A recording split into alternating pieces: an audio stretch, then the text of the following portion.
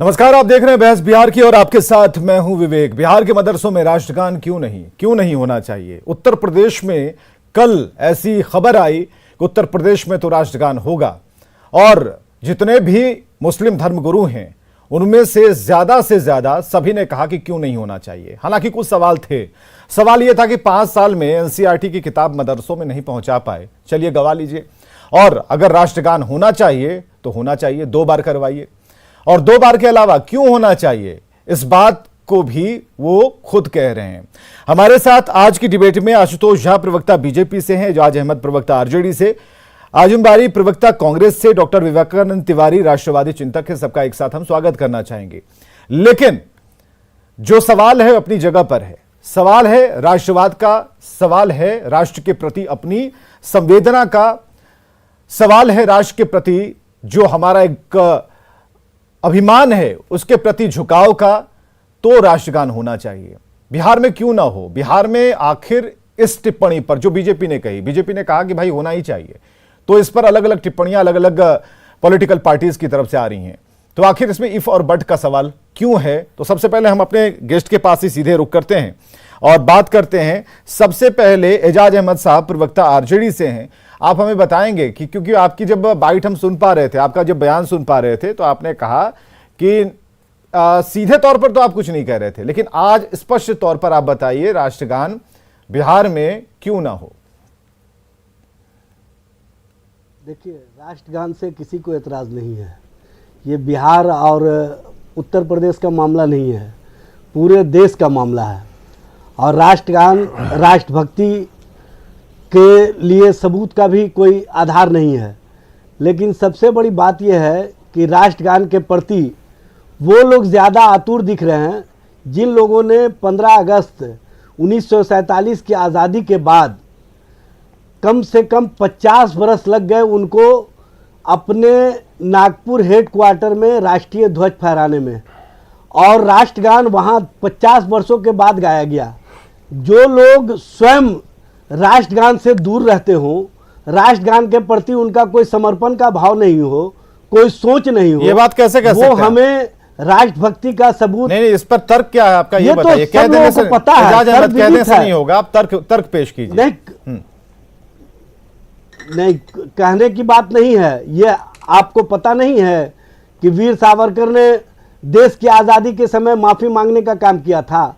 क्या आपको पता नहीं है कि देशभक्ति का जो आज सर्टिफिकेट मांगते चल रहे हैं, उन लोगों ने देश की आज़ादी के समय किस तरह से लोगों को अंग्रेज़ों के प्रति प्रेम भाव दिखाने का काम किया, और अंग्रेजों के साथ मिलकर के आज बिहार में राष्ट्रगान क्यों ना हो, मदरसों में, बिहार के मदरसों में राष्ट्रगान क्यों ना हो, इस पर क्यों नहीं आते? आप तो आजादी के पहले की बात कर रहे हैं। मैं आपको बता रहा हूं कि 15 अगस्त स्वतंत्रता दिवस और 26 जनवरी गणतंत्र दिवस को सभी मदरसों में राष्ट्रगान गाया जाता है, और हर दिन कौमी तराना सारे जहां से अच्छा हिंदुस्तान हमारा, ये भी राष्ट्रगान ही है, ये भी राष्ट्रभक्ति का सबूत ही है। और ये लोग नहीं, सारे जहां से अच्छा को क्या आप अलग मानते हैं क्या? नहीं, राष्ट्रगान से तो जनगण मन क्यों नहीं? कौमी नहीं, जनगण मन तो गाया जाता है। देखिए, नहीं, इससे कौमी एकता की मिसाल कहां टूट जाती है, जरा बताइए इसे। नहीं, कौमी एकता की मिसाल टूटने की मैं कहां बात कर रहा हूं। मैं तो बोल रहा हूं कि वो लोग राष्ट्रभक्ति का और बार बार मदरसों आप इसके पक्ष में है ना? थोड़ी एक ही लाइन कहिए, आप इसके पक्ष में है ना कि बिहार के मदरसों में भी राष्ट्रगान? पक्ष में क्यों नहीं रहेंगे? नहीं, पूरे देश के मदरसों में, पूरे देश के शिक्षा संस्थानों में, चाहे वो इंग्लिश स्कूल हो, चाहे हिंदी स्कूल हो, चाहे उर्दू फारसी पढ़ने वाले मदरसे हो, सभी में होना चाहिए। तो अभी आप स्वागत कर रहे हैं उत्तर प्रदेश में जो हुआ वो बिहार में भी होना चाहिए। पहले मदरसों से ही अगर शुरुआत की गई तो ठीक है। पूरे देखिए, मैं पूरे बिहार और उत्तर प्रदेश का मामला नहीं है, समग्र देश की मैं बात कर रहा हूं। पूरे राष्ट्रीय स्तर पर कौमी तराना, राष्ट्रगीत होना चाहिए, इससे कोई इनकार नहीं कर सकता। राष्ट्रगीत पर आप कह रहे हैं, राष्ट्रगान तो हो ही रहा है, राष्ट्रगीत भी, वंदे मातरम भी राष्ट्रगान गीत नहीं, राष्ट्रगान, मैं तो राष्ट्रगान बोल रहा हूं ना। नहीं, अभी गीत कहा, इसलिए मैं थोड़ा कंफ्यूज। गीत किस बात के लिए? नहीं, गीत नहीं, राष्ट्रगान। गीत में क्या आपत्ति है? गीत वाला भी तो अच्छा ही है, राष्ट्रगीत भी गाया जाए, वंदे मातरम। नहीं, आपत्ति तो उन्हीं लोगों को है जो लोग, सबसे पहले तो उन लोगों को ये भी पता नहीं है कि राष्ट्रगीत और राष्ट्रगान में क्या फर्क है। नहीं, ये राष्ट्रगान 15 अगस्त, ठीक है। आशुतोष झा प्रवक्ता बीजेपी से हमारे साथ हैं। आशुतोष झा जी, सीधे इशारा, आरजेडी का कहीं और इशारा नहीं है। आशुतोष झा जी, आप ही की तरफ इशारा है, जवाब आप ही से मिलेगा, बताइए, इन्हें संतुष्ट कीजिए आप। देखिए, सबसे बड़ी बात क्या है कि उत्तर प्रदेश मदरसा बोर्ड ने यदि निर्णय लिया है कि उत्तर प्रदेश के अंदर राष्ट्रगान होना चाहिए, तो निश्चित तौर पर आप 1 मिनट समझिए कि भारत के संविधान सभा के अंदर एक बैठक चल रही थी। उस बैठक में विषय आया था कि भारत के अंदर शिक्षा प्रणाली कैसी होनी चाहिए। भारत के तत्कालीन गृह मंत्री सरदार पटेल ने कहा था कि 3700 साल पहले जो तक्षशिला का शिक्षा का स्तर था, विक्रमशील विश्वविद्यालय का जो शिक्षा का स्तर था, और भारत के अंदर हम ऐसी ही शिक्षा स्तर को स्थापित करना चाहते हैं। भारत के अंदर सरदार पटेल ने संविधान सभा के अंदर कहा था, जो काम 1952 के अंदर शुरू होना चाहिए वह काम यदि आज शुरू हो रहा है तो चलिए कोई बात नहीं है, देर से ही सवेरे निश्चित तौर पर देश की जनता को स्वागत करना चाहिए। और उत्तर प्रदेश मदरसा बोर्ड ने यदि इसका स्वागत किया है, निश्चित तौर पर राष्ट्रगान का स्वागत किया है, तो बिहार के अंदर भी राष्ट्रगान शुरू होना चाहिए। और सबसे बड़ी बात, हम इस बात को आपको समझते हैं कि भारत के जन और भारत के गण और भारत के मन को समझने के लिए यदि इतना लंबा वर्ष लग रहा है लोगों को समझने के लिए, तो समझना चाहिए उन दलों को भी। लोगों से ज्यादा तो पहले जेडीयू को समझाना होगा सर। भारत की जेडीयू जो मैं आपको बता रहा हूं, मैं सभी की बात है, भारत की जीवन संस्कृति को समझने के लिए भारत के जन, भारत के गण और भारत के मन को आपको समझना पड़ेगा। और भारत के जन गण मन को समझे बिना भारत के जीवन संस्कृति को आप नहीं समझ सकते हैं। उत्तर प्रदेश के अंदर आप देखिए, मदरसा बोर्ड ने सुहर्ष तरीके से स्वागत किया कि हम कक्षा शुरू होने के पहले ऐसा करेंगे। और अब दूसरी बात मैं आपको बता रहा हूं कि भारत के अंदर इसी संविधान सभा की बैठक में कहा गया था शिक्षा को लेकर के कि हम भारत माता मंदिर, प्रत्येक विश्वविद्यालय के अंदर, प्रत्येक विद्यालय के अंदर भारत माता मंदिर स्थापना होना चाहिए और भारत माता मंदिर की पूजा आराधना करने के बाद ही कक्षा को आरंभ करना चाहिए। संविधान सभा के अंदर सैकड़ों जो सदस्य थे उनका, तो आप कैसे समझाएंगे डबल इंजन? लेकिन उस समय आपके डबल इंजन में एक इंजन तो इस पर मान ही नहीं रहा है। आपका जो डबल इंजन का की जो गाड़ी है उसमें एक इंजन बिल्कुल इससे मुंह फेरे। क्या है कि आजादी के बाद बहुत सारे लोग इस बात का खंडन कर रहे थे कि कोई भी ऐसी बातें नहीं होनी चाहिए। लंबा समय लगा, उत्तर प्रदेश के अंदर मदरसा बोर्ड ने ही तो निर्णय लिया ना, किसी दूसरे ने तो निर्णय नहीं लिया। आने वाले समय में निश्चित तौर पर बिहार के अंदर भी ऐसी स्थिति आपको दिखाई पड़ेगी। भारत के जन, नहीं, आप इसका जवाब नहीं दे रहे हैं। ये जवाब कैसे नहीं, ये जवाब चाहिए। जेडीयू इस पर क्यों अभी इफ बट की स्थिति में है? खुलकर क्यों नहीं बोल पा रहा अभी? नहीं, बट मैं आपको बता रहा हूं, आज नहीं बोल रही है, कल बोलेंगे। भारत के जनगण मन से परहेज किसको हो सकता है? और भारत के जनगण मन से यदि आप परहेज करते हैं तो भारत की जीवन से। एजाज अहमद साहब ने दिन में एक बयान दिया था, उससे जुड़े हुए 3 बार, ये 4 लोगों ने बयान दिया था, उसे जरा हम स्क्रीन पर रख रहे हैं तो इसे और भी क्लियर हो जाएगा कि किसके बयान क्या आए थे इस संदर्भ में, इस विषय पर। उत्तर प्रदेश सरकार द्वारा बार बार मदरसों को टारगेट करना या मदरसों के माध्यम से राष्ट्रभक्ति का सबूत मांगना, ये कहीं से उचित नहीं है। राष्ट्रभक्ति का सबूत देने के लिए मुसलमानों को राष्ट्र गाने से ही सिर्फ नहीं हो जाएगा। इसके लिए मुसलमानों ने देश की आज़ादी के लिए जो कुर्बानियाँ दी हैं, 1857 की क्रांति में जिस तरह से हिंदू और मुसलमानों ने मिल करके जंग आज़ादी की लड़ाई लड़ी है, इससे बड़ी कुर्बानियां इस देश के लिए किसी और ने नहीं दी है। उत्तर प्रदेश का यह सरकार का काम काफी सराहनीय है। इससे राष्ट्रीय भावनाएं प्रेरित होगी और राष्ट्र को एक बहुत बड़ी मजबूती भी प्राप्त होगी। निश्चित तौर पे उत्तर प्रदेश की सरकार की तर्ज पर बिहार के अंदर में और देश के तमाम राज्यों में मदरसों के अंदर राष्ट्रगान को अनिवार्य करना चाहिए। देखिए, राष्ट्रगान हर जगह हो, इसमें किसी को आपत्ति नहीं है, स्कूलों में हो, मदरसों में हो, लेकिन साहब स्कूलों और मदरसों में शिक्षक भी तो हों। बिहार के किसी भी स्कूल में, एक भी स्कूल में सभी विषय के शिक्षक नहीं है, इसकी भी तो बात होनी चाहिए। राष्ट्रगान पे सियासत बहुत ही गंदी बात है, ये सियासत नहीं होनी चाहिए। बिहार के सभी मदरसों में, चाहे वो सरकारी मदरसे हैं जिनको गवर्नमेंट से ग्रांट मिलता है या प्राइवेट मदरसे हैं, सभी मदरसों में राष्ट्रगान पढ़ा जाता है।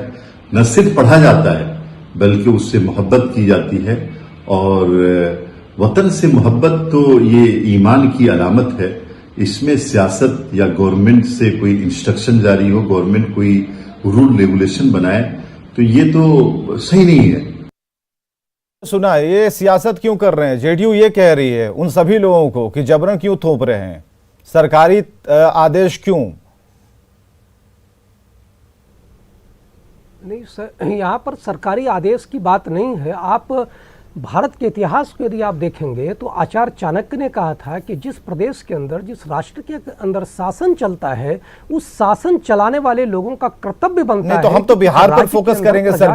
बिहार में क्या स्थिति है? बिहार में तो आपने जेडीयू इस तमाम बयानों को चलाने का मकसद यही था कि आप स्पष्ट हो जाएं। जेडीयू के साथ आपकी सरकार है, आप ही दोनों एक विषय पर एक मत नहीं है, तो इसका क्या आकलन किया जाए? कैसे ये सरकार चलेगी? कई विषय ऐसे हैं जिस पर आप लोग बिल्कुल अलग हो जाते हैं। जातीय जनगणना वाला भी मुद्दा भी चल रहा है, उसके अलावा अभी देखिए ये मदरसों में जो राष्ट्रगान का मुद्दा है, इस पर जेडीयू ने कहा कि पॉलिटिक्स मत कीजिए। तो ये सीख तो आप ही के लिए है ना कि क्यों पॉलिटिक्स कर रहे हैं बिहार में? नहीं, यहाँ पर राजनीति का कोई सवाल नहीं है। बिहार की जनता, एक एक जनता इस बात को जानती है और मानती भी है कि ऑडियो नहीं आ रहा है सब जगह। हेलो, ऑडियो नहीं आ रहा। हाँ जी जी, आशुतोष जी बोलिए, अपनी बात कहिए। बिहार के अंदर जो आप जिस जदयू की बात करते हैं, निश्चित तौर पर राजनीति के अंदर अपनी विचारधाराएं अलग हो सकती है, लेकिन जब राष्ट्रीय मामला आता है, जब बिहार के विकास, राष्ट्रीय मामला ही तो है, और ये कौन सा प्रादेशिक मामला है? राष्ट्रीय तो मामला है। इस पर जेडीयू ने साफ कह दिया कि इस पर पॉलिटिक्स नहीं होनी चाहिए। वही मैं आपको बता रहा हूँ। हाँ, ये राजनीति का सवाल नहीं है। मैं तो आपको बता रहा हूं, वो तो कह रहे हैं कि राजनीति जो लोग कर रहे हैं, इसे बिहार में इसे एंटर करने के लिए क्या बात है? ठीक है, सभी लोग हैं,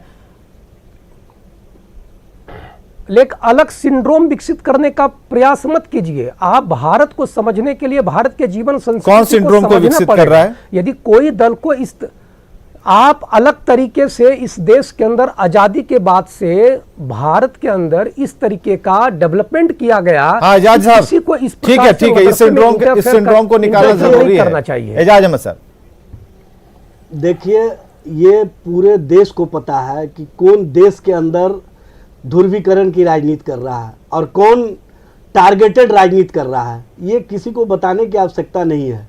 और सबसे बड़ी बात यह है कि वो लोग राष्ट्रभक्ति का सबूत सभी लोगों से मांगने का काम करते हैं जो स्वयं कभी भी राष्ट्रभक्त नहीं रहे, जो हमेशा अंग्रेजों के लिए, अंग्रेजों के हित में काम करने का काम किए। देश की आजादी तो कह रहे हैं ना, कहीं कोई योगदान नहीं रहा। तो कह रहे हैं दे रहा है, दुरुस्त है, कहने से नहीं ना होगा। ये तो इतिहास में दर्ज है विवेक जी, इतिहास में दर्ज है। इतिहास को कोई नहीं झुठला सकता है। और ये तो कुरेदने वाले लोग हैं, कुरेद करके स्पष्ट रूप से सामने ला करके रख देंगे। आपको बता रहा हूं, ये तो इतिहास को पलटने वाले लोग हैं। ये राजद के लोगों को संविधान सभा ले जाना चाहते हैं, ये कोई मतलब नहीं है। राजद हमेशा आम लोगों की बात करते रहा है, गरीबों की बात करते रहा है, रुकिए, हमेशा एक रूपता की सोच की बात करते रहा है। देश में एक रूपता की सोच अगर विकसित नहीं होगी तो देश कैसे डेवलप होगा? नहीं तो देश को डेवलप करने के लिए राष्ट्र की भावना तो आनी जरूरी है। सबका साथ, आजिम बारी जी अपना राष्ट्र की भावना कहा जा रहा है। कांग्रेस ने दूसरा ही राग के लिए कांग्रेस ने दूसरा ही राग अलापा है। आजमी बारी कांग्रेस। रुकिए, भारत के को जीतना होगा। ठीक है, एजाज अहमद साहब रुकिए, एजाज अहमद साहब जरा रुकिए। आजमी बारी जी कुछ कहना चाह रहे हैं। आजमी बारी जी, इससे पहले कि आपके दूसरे प्रवक्ता से जब हमने बयान लेने की कोशिश की तो उन्होंने ये कहा कि यहां पर शिक्षकों की कमी है। ये मुद्दा इससे थोड़ा अलग था, लेकिन हमारा जो फोकस इस बात को लेकर है कि बिहार के मदरसों में राष्ट्रगान क्यों नहीं, अगर इसकी बात हो रही है, चर्चा हो रही है, तो इस पर बल क्यों ना दिया जाए? क्योंकि अगर राष्ट्रीयता की भावना, राष्ट्रवाद की भावना अंदर नहीं होगी और अभी से अगर बच्चों के मन में डाला जाए तो देश के लिए बेहतर सोच पाएंगे। विवेक जी, इससे ज्यादा बड़ी दुर्भाग्यपूर्ण बातें नहीं हो सकती हैं कि यूपी में राष्ट्रगान लागू हो रहा है तो बिहार में क्यों नहीं। इससे ज्यादा विषय को जो हालात हैं अभी नहीं हो सकते हैं। आप किन्होंने लागू किया और कौन कहते हैं कि यूपी में राष्ट्रगान होना चाहिए, मैं यह भी समझना चाहता हूं। ये कौन है, कौन पढ़ा लिखा आदमी है जो इस तरह की बातें कर रहा है? कहीं ऐसा है कि राष्ट्रगान कहीं नहीं पढ़ा जा रहा हो और नहीं सुनाया जा रहा हो? हम ये पूछना चाहते हैं कि आज ये जिस योगी जी की चर्चा आप कर रहे हैं, योगी जी से मैं ये पूछना चाहता हूं आपके चैनल के माध्यम से कि हिंदू युवा वाहिनी उन्होंने आज से 2002 में बनाई 20 साल पहले, और उसको लिए कम से कम 50 सैकड़ों मीटिंगें हुई, आज तक कभी उसमें राष्ट्रगान पढ़ा गया या सुनाया गया? तो जो आदमी अपनी बनाई हुई संगठन में भी कभी राष्ट्रगान नहीं सुना रहा है और नहीं शुरुआत कर रहा उससे, उसके कहने पर आप डिबेट कर रहे हैं और चर्चा कर रहे हैं कि होना चाहिए कि नहीं होना चाहिए। वो आज के डेट में जो आदमी विरोध करता है राष्ट्रीय गान का, उससे बड़ा देश विरोधी नहीं हो सकता। इस पर डिस्कशन का इशू कहां है? ये तो भारतीय जनता पार्टी और जेडीयू के लोग आपस में भिड़ंत कर रहे हैं। कभी सत्ता के लोभ में, सत्ता के मलाई खाने में, आज भारतीय जनता पार्टी के प्रवक्ता 3700 साल पहले की बात कर रहे हैं कि 3700 साल पहले संविधान सभा बनी थी, भारत माता मंदिर बना था, नहीं बनी थी, संविधान में डिस्कशन हुआ था। आप उतने दूर बात क्यों जा रहा है? मैं ये बड़ी बात क्या है, आप एक मिनट सुन लीजिए। मैं ये पूछना चाहता हूं कि ये 7 साल पहले यही योगी जी बने थे, 7 साल क्या कर रहे थे? 7 साल इनको नहीं नजर आ रहा था कि मदरसा में पढ़ाया गया कि नहीं पढ़ाया गया? मैं इनसे पूछना चाहता हूं। चलिए पूछ लिए ना आप, जवाब ये 7 साल तक तो सत्ता का सुख आशुतोष जी जवाब दे दीजिए। उसके बाद इनसे पूछिए कि खाली मैं 1 2 सब 3 प्रश्न पूछना चाहता हूं। नहीं पहला वाला का ले लीजिए ना, 3 पूछिएगा, पता चला समय निकल गया, जवाब देते। हाँ पहले वाले का जवाब दीजिए, कहाँ थे आप? खाली कहते युवा। हाँ योगी जी ने अपने पहले शासनकाल में इसे क्यों नहीं लागू किया? उसमें क्यों नहीं हुआ? आशुतोष जी पिछले 6 साल में क्यों नहीं हुआ? मैं आपको बता रहा हूं, ये जिस मानसिकता से बोल रहे हैं और इस मानसिकता को लेकर के आगे बढ़ रहे हैं, मानसिकता की बात कौन कर रहा है? पहले बात समझिए, मानसिकता की बात आप कीजिएगा। आप पहले बात समझिए, अपनी मानसिकता आपकी, मैं अपनी मानसिकता भी आपको बता रहा हूं। अपनी मानसिकता संविधान सभा जा रहे हैं, आप जिस मानसिकता की 7 साल में नहीं किया, उसके बाद पुराने में जा रहे हैं। आप पहले चुप रहिए ना, बोलने दीजिए ना। आप मानसिकता की बात, वही तो मैं आपको बता रहा हूं। मानसिकता आप जिस मानसिकता की बात कर रहे हैं, आपकी मानसिकता खुद ठीक नहीं है, निश्चित तौर पर इस बात को आप समझिए कि निराधार आरोप लगाना इन दलों का मुश्किल से कर्तव्य बनता है। मैं भारतीय जनता पार्टी से पूछना चाहता हूं, ये जिस पर चर्चा हो रही है क्यों भी लिखा गया? योगी किसने लिखा? बताए बीजेपी के प्रवक्ता। योगी जी ने, मैं चैलेंज करता हूं आपके चैनल के माध्यम से, पूरी बात बता रहा हूं, आपके चैनल के माध्यम से पूछना चाहता हूं। आप पहले बोल लीजिए, आप पहले बोल लीजिए, आप पहले बोल लीजिए, किसने लिखा? आप पहले बोल लीजिए, कौन सन में लिखा गया? सबसे बड़ी बात क्या है, लिखा गया इन लोगों को राष्ट्रगान से परहेज क्यों है? इन लोगों को राष्ट्रगान से परहेज क्यों? सबसे बड़ी बात क्या है, समझना चाहिए कि राष्ट्रगान क्या चाहिए? राष्ट्रगान किसने लिखा? एक बार आप पहले कब लिखा गया और किस भाषा में लिखा गया? आप पहले बात पहले समझिए। आप यह शिक्षक नहीं है। राष्ट्रगान किसने लिखा? राष्ट्रगान पहले कहाँ गाया गया? या लोगों को पता है कि कांग्रेस हमको नहीं पता। रविन्द्रनाथ टैगोर की भतीजी ने गाया था पहली बार कांग्रेस के राष्ट्रीय अधिवेशन में। कौन सन में? आप 1910 के अंदर गाया गया। आप सबसे बड़ी बात समझिए, आप इस बात 1910 की बात कर रहे हैं। इस बात को समझिए, ये 1950 की बात 1910 कर रहे हैं। आप जिस मानसिकता की बात कर रहे हैं, आप 1910 पूरी तरीके से गलत है। योगी जी आप योगी जी की बात कर रहे हैं। मैं आपको बता रहा हूं कि राष्ट्रगान से परहेज इन लोगों को आपको राष्ट्रगान से परहेज है। उत्तर प्रदेश के अंदर भी राष्ट्रगान शुरू हुआ है तो देश के अंदर उन लोगों के अंदर, दिल के अंदर दर्द होना शुरू हो गया है। उनको लग रहा है कि आने वाले समय में बिहार के अंदर भी राष्ट्रगान शुरू होगा। और जिस राष्ट्रगान की बात आप करते हैं, बिहार के जदयू की बात नहीं, मैं कह रहा हूं कि सरकार का कर्तव्य बनता है। राष्ट्रगान भारत के धन को समझने का एक अभियान है। जब तक भारत के जन और जनमन को आप चलिए जीएस वाला केस मत लीजिए। डॉक्टर विवेकानंद तिवारी जी हमारे साथ राष्ट्रवादी चिंतक हैं। डॉक्टर विवेकानंद तिवारी जी बहुत बहुत स्वागत है। काफी वक्त हमने ले लिया, तकरीबन 15 मिनट, और आपको लाने के लिए जरूरी है कि आप अपने विचार इस पर जरूर रखें, क्योंकि जो उत्तर प्रदेश में हो रहा है बिहार में क्यों ना हो, बिहार में क्या पूरे देश में क्यों ना हो। अगर हमारे घर के बच्चे राष्ट्रगान राष्ट्रगीत अगर गाते हैं तो उनके अंदर उसका भाव पैदा होगा, जैसे जैसे बड़े होंगे उसका मतलब समझेंगे और उनका जो देश के प्रति लगाव है, राष्ट्र के प्रति लगाव है, सोचने का जो एक तरीका है वो बिल्कुल बढ़िया हो जाएगा, मजबूत हो जाएगा। आप इसे किस तौर पर देख पा रहे हैं? क्या ये डिबेट का इशू है, चर्चा का इशू बन सकता है, या फिर जो अभी चीजें चल रही हैं, क्योंकि बिहार में जो सरकारें हैं उसमें जेडीयू इसे मानने को भी तैयार नहीं है, क्योंकि उनकी पॉलिटिक्स अलग है और बीजेपी की पॉलिटिक्स अलग है। विश्वास है आप हमें भी कुछ समय देंगे जितना इन लोगों को आपने दिया है। जी जी। और मैं इसका ऐतिहासिक पृष्ठभूमि में रख रहा हूं और बाकी जो जदयू वगैरह और जनता दल लालू के पार्टी के जो कुछ बातें उन्होंने रखा है उसका भी स्पष्टीकरण दें। ये आपको ध्यान देना पड़ेगा 1857 के क्रांति से पूर्व और 1857 के क्रांति के बाद का समय। 1857 के क्रांति के पहले जब अंग्रेजों के टारगेट पर मुसलमान रहते थे, 1857 क्रांति के बाद जब अंग्रेजों के टारगेट पर हिंदू आए, विशेषकर ब्राह्मण आए।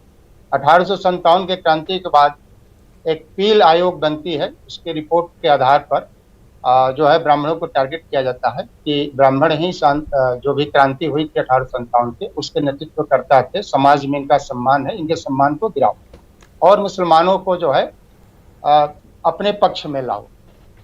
1902 के बंगाल के बहुत बड़े मुस्लिम जो है लेखक थे रिजविल करीम, उन्होंने लिखा है कि वंदे मातरम का, मैं राष्ट्रगीत का भी उसमें चर्चा करते पृष्ठभूमि में आ रहा हूँ, वंदे मातरम गीत का विरोध अंग्रेजों द्वारा मुसलमानों को भड़काकर इसलिए किया जा रहा है कि ताकि मुसलमान स्वतंत्रता आंदोलन में भाग न ले सके। वंदे मातरम गीत ऐसा गीत है जो कि बेजुबानों को जबान दिया और जो कायर थे उनको सांस दिया। ये मुस्लिम विद्वान इतिहासकार लिख रहे हैं। वंदे मातरम गीत कांग्रेस के अधिवेशन में शुरुआत में होता था। 1896 में पहली बार टैगोर ने ही इसको गाया था। उसके बाद अंग्रेजों ने इसको भड़काया और काफी भड़काया। पहली बार जो है कांग्रेस के अधिवेशन में 1923 में जो केरल में हुआ था, काकीनाड़ में, पहली बार वंदे मातरम गीत का विरोध हुआ। इसके पहले हिंदू मुस्लिम मिलकर दोनों गाते थे। आज क्या हो गया सर?